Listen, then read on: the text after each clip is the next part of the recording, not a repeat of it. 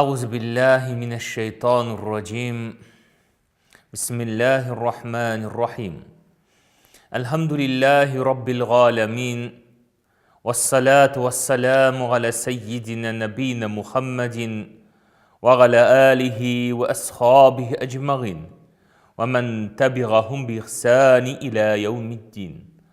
Allah Teala бар, Allah Teala bir, Allah Teala'dan başqa ilahi zat yo'q. Hürmetli tыңлаучылар, biz sizning bilan İmam Nevevi'nin 40 hadis kitabından hadisler o'quvni davom etamiz. Bugun ise bizning 19 hadis, hadisning teksti tubandagicha yangiray. عن عبد الله بن عباس رضي الله عنه قال كنت خلف النبي صلى الله عليه وسلم يوما فقال يا غلام إني أعلمك كلمات احفظ الله يحفظك احفظ الله تجده تجاهك إذا سألت فاسأل الله وإذا استغنت فاستغن بالله واعلم أن الأمة لو اجتمعت على أن ينفعك بشيء لم ينفعك إلا بشيء قد كتبه الله لك واعلم أن الأمة لو اجتمعوا على أن يضرك بشيء لم يضرك إلا بشيء قد كتبه الله لك رفعت الأقلام وجفت الصحف رواه الترمذي وقال حديث حسن صحيح وفي رواية غير ترمذي قال احفظ الله تجده أمامك تغرف إلى الله في الرخاء يغرفك في الشدة واعلم أن النصر مع الصبر واعلم أن ما أخطأك لم يكن ليصيبك وما أصابك لم يكن ليخطئك واعلم أن النصر مع الصبر وأن الفرج مع الكرب وأن مع العسر يسرا.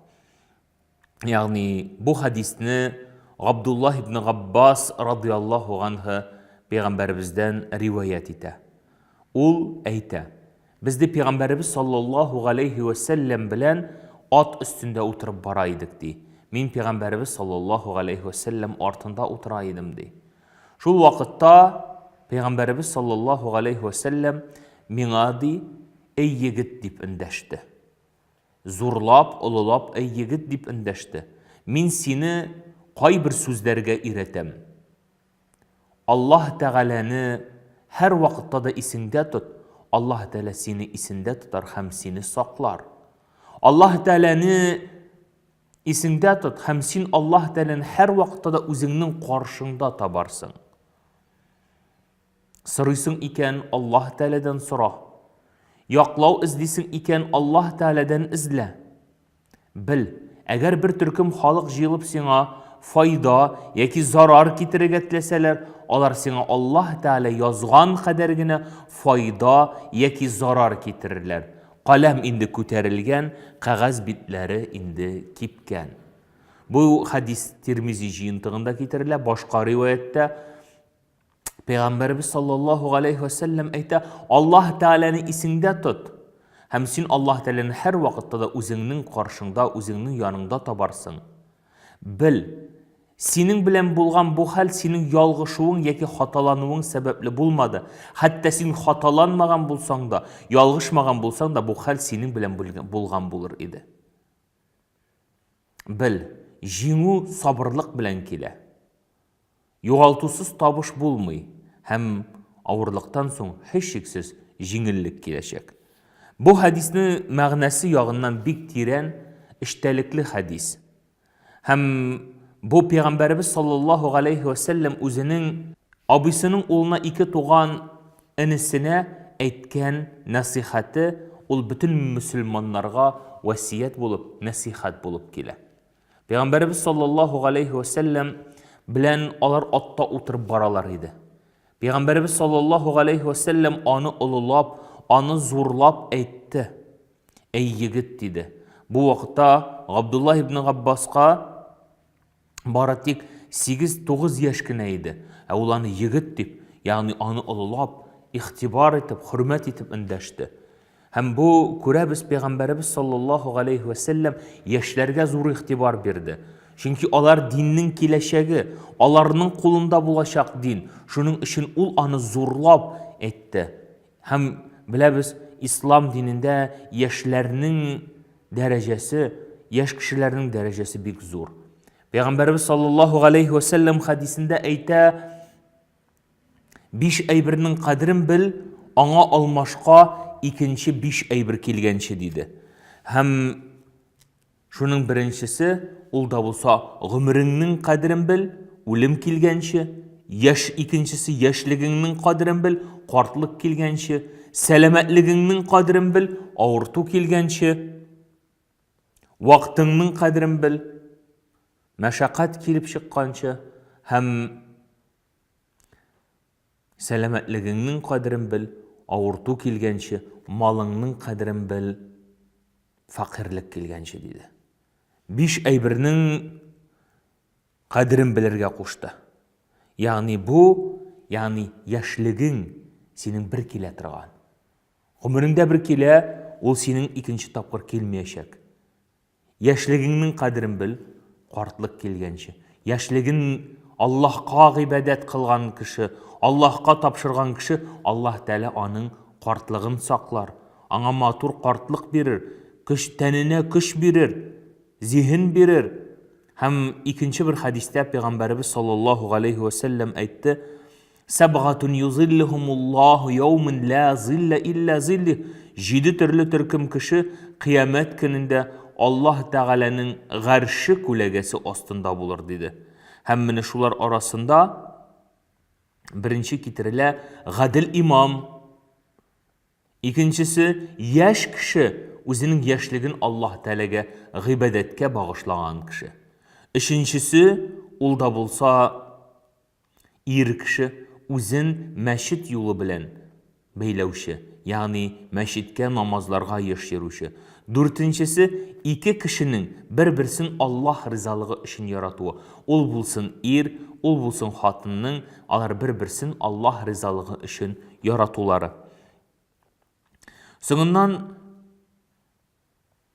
килә 5-нчесе, ул да булса берәү зина кылырга чакырганда, мин Аллаһ Тәгаләдән куркам дип туктап калучы. Соңыннан Аллаһ Тәгаләне искә алып, күзеннән яшь чыгучы. Аллаһ Тәгаләне искә алганда, күзеннән яшь чыгучы. Һәм соңгысы ул да булса Аллаһ Тәгалә юлында садакалар биреп, уң кулы биргәнен сул кулы сизмәүче. Менә шушы 7 төрле төркем кеше Аллаһ Тәгаләнең гәрше күләгәсе астында булырлар. Ул көндә гәрше күләгәсеннән башка күләгә булмас, һәм кояш кешеләрнең баш өстендә кыздырып торыр. Һәм күрәбез, шунда икенче булып кем килде? Ул да булса яшь кеше, кем үзенең яшьлеген Аллаһ Тәгаләгә гыйбадәткә багышланган кеше. Соңыннан Пәйгамбәрбез саллаллаһу алейхи ва саллям әйтте: Аллаһ Тәгаләне искә ал, Аллаһ Тәгаләне исеңдә тот, һәм Аллаһ Тәгалә сине исендә тотар һәм саклар. Ягъни ихфазиллаһ яхфазка. Бу мәсьәләгә игътибарлы булыйк. Чөнки кеше Аллаһ Тәгаләне кайчан искә ала? Аллаһ Тәгаләне кеше күбрәк искә ала, үзенә кайгы, хәсрәт, берәр бәла килгәндә, "Эй Аллаһым" дип Аллаһка мөрәҗәгать итә тотына. Әмма дә ләкин кайчан аңа рәхәт, аңа бер нинди дә куркыныч янамаганда, ул Аллаһ Тәгаләне нигәдер искә төшерми. Менә шушы очракта Пәйгамбәрбез саллаллаһу алейхи ва саллям әйтте: "Тәгарраф илаллаһи фир-рахаи ягрифка фи шидда", ягъни Аллаһ Тәгаләне син үзеңә рәхәт булганда, җиңел булганда күбрәк искә ал. Аллаһ Тәгалә сине авырлык килгәндә, мәшәкать килгәндә сиңа искә алыр, һәм Аллаһ Тәгалә хәлеңне җиңеләйтер диде. Менә карыйк, менә Аллаһ Тәаләне ничек иттереп без искә ала алабыз? Иң беренче, Аллаһ Тәаләнең барлыгын, берлеген танып, ягъни ла илаһа иллаллаһ дип әйтү. Һәр вакытта да бу кәлимәне искә төшереп, иманыбызга, ягъни тасдиқлап тору була. Икенчесе, Аллаһ Тәаләнең әмерләрен үтәү һәм тыйганнарыннан тыелу. Аллаһ Тәалә куйган шикләр эчендә яшәү. Менә һәр вакытта да Аллаһ Тәалә миннән риза булырмы? Аллаһ Тәалә бу гамәлемнән риза булырмы дип һәр вакытта да һәр бер әйберне Аллаһ Тәаләнең ризалыгын өмет итеп башкару. Менә шушыннан соң кеше Аллаһ Тәаләне искә алганнан соң, Аллаһ Тәалә аны саклар. Иң беренче аның саклар, ягъни картлыгында аңа җиңеллек бирер, картлыгын имин кылыр. Яшьлеген Аллаһка көчле, куәтле булган вакытта үзен Аллаһка гыйбадәткә багышлау өчен Аллаһ Тәалә картлыгын җиңел кылыр, матур кылыр, аңа көч бирер тәненә. Аның иманын саклар, шайтан вәсвәсәсеннән саклар, аның гакыйдәсен, ихласлыгын саклар. Шулай ук жаны чыкканда Аллаһ Субханаһу ва Тәалә аның җанын җиңел алыр. Кабрендә исә аны газап кылмас, аның кабре җәннәт бакчаларының бер бакчасы булыр, ахирәттә исә Аллаһ Тәалә аны җәннәтле кылыр. Менә бу Аллаһ синең ни өчен, ул да булса Аллаһны искә алган өчен. Аллаһ Субханаһу ва Тәгалә әйтә: "Фазкуруни азкуркум", мин искә алыгыз, мин дә сезне искә алырмын. Миңа шөкр кылыгыз, вашкурули, миңа шөкр кылыгыз. Вала такфурун, һәм күферлеккә төшүчеләрдән булмагыз. Хөрмәтле дин кардәшләрем, менә шушыннан Аллаһ Тәаләне искә алу, ул, ягъни һәр вакытта да безнең гыйбадәт вакытында гына түгел, һәр даим булырга тиеш. Ул зикрләр аша, тәсбихлар аша Аллаһ Тәаләне искә алырга кирәк. Һәм алдан әйтелгәнчә Аллаһ Тәаләне күбрәк үзебезгә җиңел булганда, рәхәт булганда искә алу әлбәттә кеше өчен файдалырак булыр. Аллаһ Субханаһу ва Тәгалә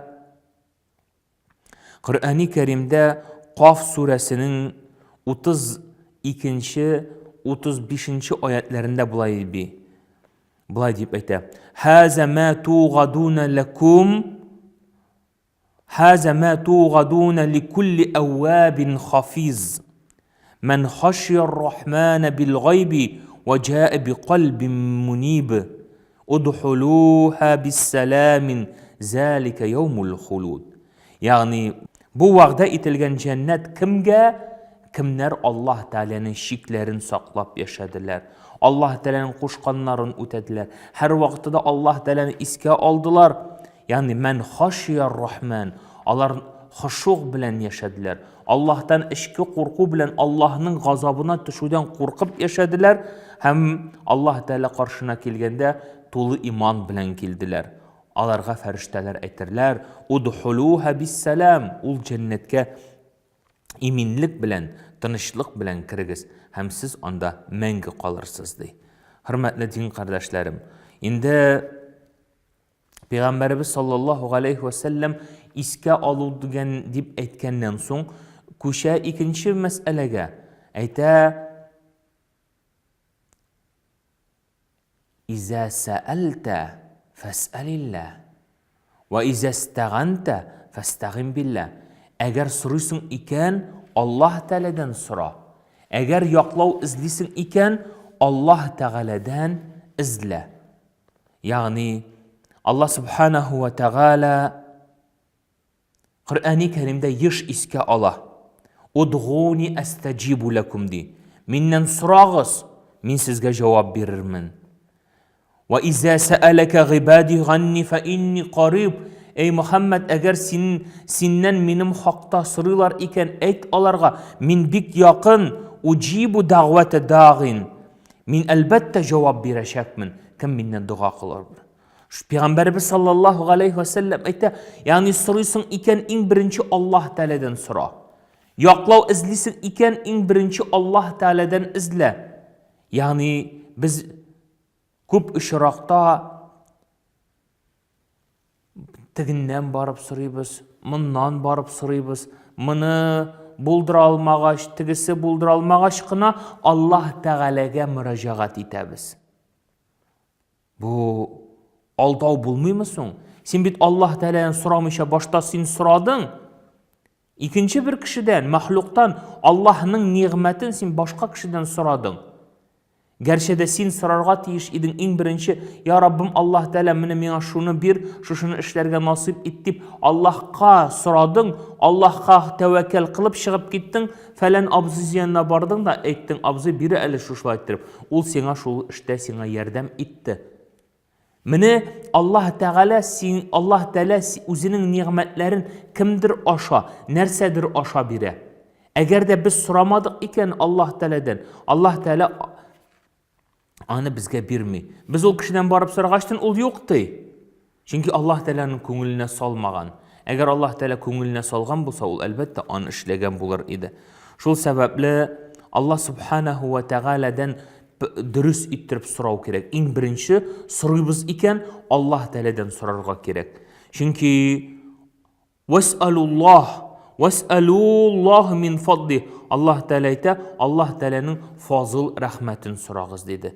Икенче бер хадистә Пәйгамбәрбез саллаллаһу алейхи ва саллям әйтә, ис'алуллаһ мин фадли. Аллаһ Тәгаләнең фазыл рәхмәтен сорагыз. Фа инналлаһа юхиббу ан юс'ал. Аллаһ Тәгалә үзеннән сораучыларны ярата. Ман лам яс'алиллаһ ягъдабу галейхи. Кемди Аллаһ Тәгаләдән сорамый ди, Аллаһтан сорамый икән хаҗәтләрен, ул Аллаһ Тәгаләнең ачуына ләгерди. Шигырьдә китерелә ки шундый сүзләр: Адәм балаларыннан хаҗәтләрегезне сорамагыз. Бәлкем сорагыз, кемнең рәхмәт ишекләре һәр вакытта да ачык. Аллаһу ягъдабу ин таракта суаля. Аллаһу ягъдабу ин таракта суалаху. Аллаһ Тәгалә ди ачулана ди, әгәр син аннан сорамасаң ди. Кешеләр исә киресенчә алардан сораганда ачулана. Шуның өчен Аллаһ Тәгаләдән сорау иң әвәл бөтен хаҗәтләрне Аллаһ Тәгаләдән сорау кирәк. Сыңыннан ярдәм эзләгәндә дә иң беренче Аллаһ Тәгаләдән сорарга кирәк.